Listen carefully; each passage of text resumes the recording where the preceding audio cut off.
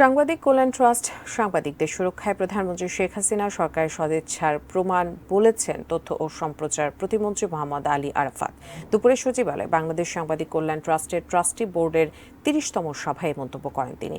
Trustee বোর্ডের chairman হিসেবে এই সভায় সভাপতিত্বকালে প্রতিমন্ত্রী জানান, ট্রাস্ট থেকে দুস্থ অসচ্ছল দুর্ঘটনায় আহত এবং মৃত সাংবাদিকদের পরিবারকে নিয়মিত অনুদান দেওয়া হয়। চলতি অর্থবছরের তৃতীয় ও শেষ পর্যায়ে 2,08,00,000 টাকা অনুদান দেওয়া হচ্ছে।